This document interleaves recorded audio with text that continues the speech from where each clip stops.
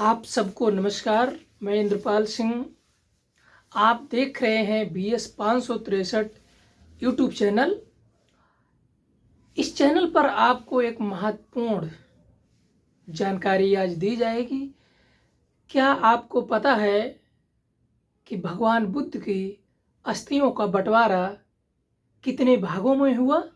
आइए हम आपको इस वीडियो के माध्यम से जानकारी देंगे।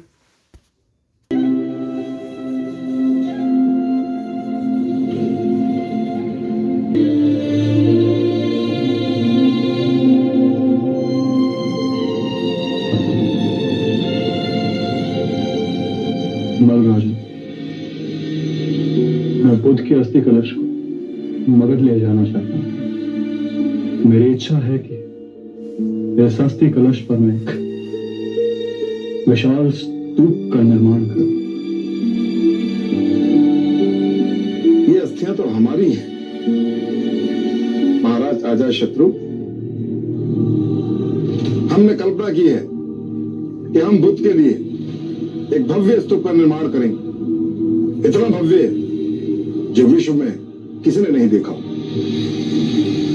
आत्मबोधि प्राप्त बुद्ध सर्वप्रथम मगध पधारे थे, किंतु ये भी ना भूले राजन कि बुद्ध ने स्वेच्छा से महापरिनिर्वाण कुशीनारा में किया था। लिच्छवी के राजा होते हुए हमें लगता है इन पर हमारा अधिकार है। बुद्ध को सबसे प्रिय हमारी राजधानी वैशाली थी। चाहे तो इनके किसी भिक्षु से पूछे। वैशाली का जन जन बुद्ध की गर्मानुसार स्तूप का निर्माण करेगा। ये अनुचित है। हाँ, अनुचित है। ये जो भी निर्णय हो न्यायपूर्वक होना चाहिए। बुद्ध हमारे भी थे। बुद्ध का प्रेम और ज्ञान हमारी संपदा है। मैं कहता हूं इन अस्थियों पर सर्वप्रथम अधिकार हमारा है।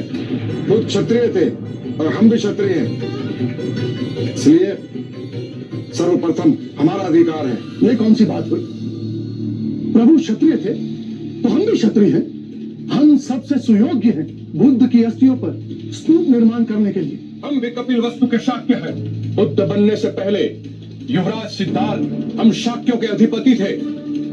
बुद्ध का यह जन्मसिद्ध अधिकार है कि उनकी अस्थियों का स्तूप कपिल वस्तु में ही बने।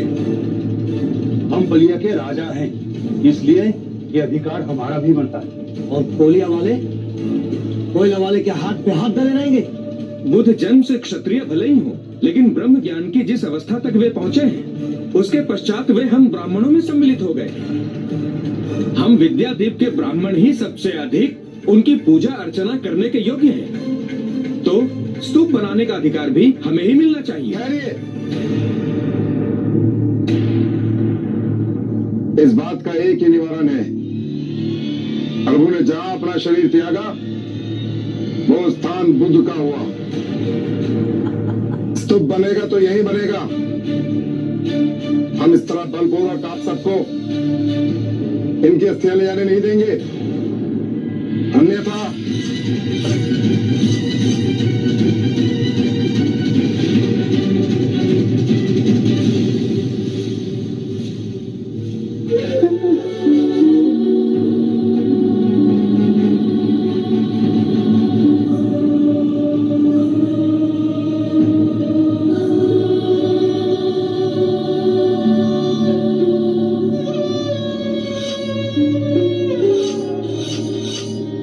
सब हमें क्षमा कीजिए।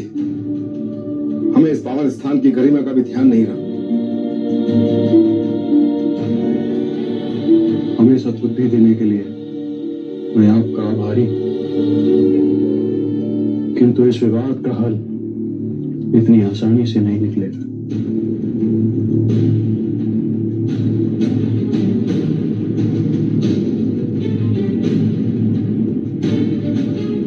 मलधराज,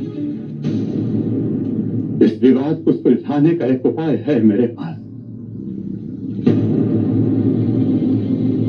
अगर आप सब लोग सुने तो। आप है कौन जो हम आपकी बातें सुने? मैं तो मात्र एक ब्राह्मण हूं राजा।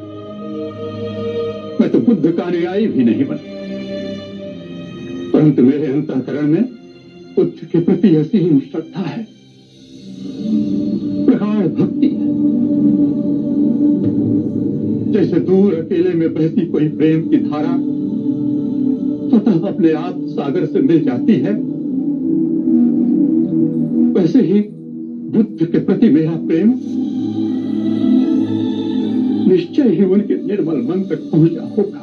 ये हमारे आदरणीय द्रोण नाम है इनका।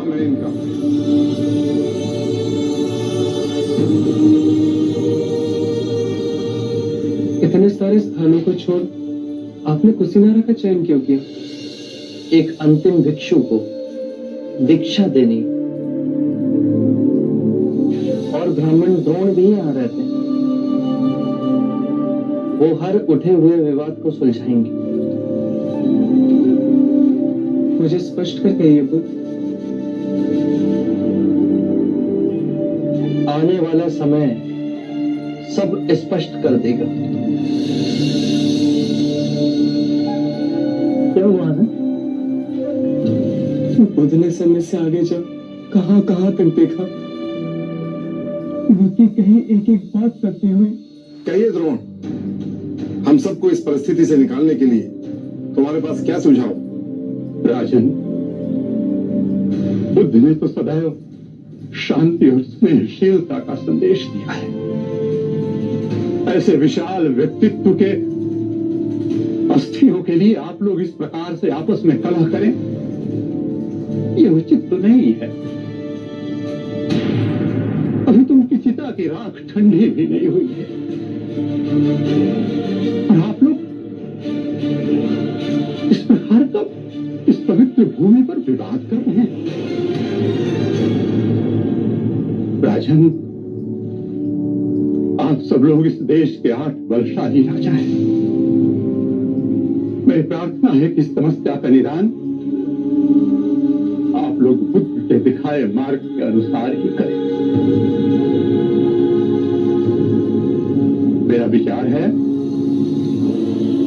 कि आप 8 राजा बुद्ध की अस्थियों को 8 भागों में बांट,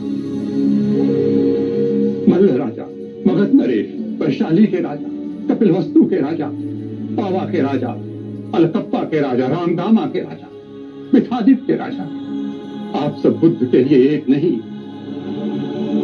अपने अपने स्थानों पर अलग अलग 8 स्तूपों का निर्माण कीजिए।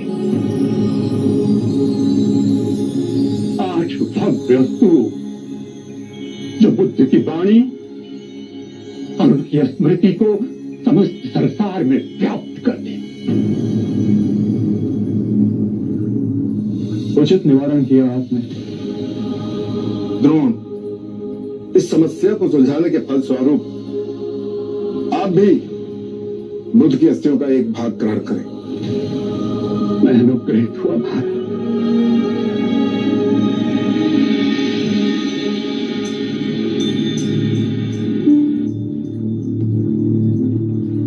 आप आनंद हैं, आपके प्रेम और निष्ठा की चर्चा तो आज कण कण में व्याप्त है। आप द्रोण हैं, आप आएंगे इसकी सूचना पहले ही बुद्ध से मिली थी। मैं ही अज्ञानी समझ ना सका। लाई, यह अस्थि कलश हमें दे, हम इसे 9 भागों में बांटे। राजगृह में मगध के राजा इस पर स्तूप बनाएंगे, वैशाली में लक्ष्मी नरेश स्तूप का निर्माण करेंगे, कपिलवस्तु में शक के राजा इस पर स्तूप बनाएंगे, अलकप्पा में बलिया के राजा स्तूप बनाएंगे, कामगामा में कोलीय राजा स्तूप बनाएंगे, विथादित में विथा जनमानस स्तूप का निर्माण करेंगे, मल्ल राजा कुशीनारा और पावा में स्तूप बनाएंगे।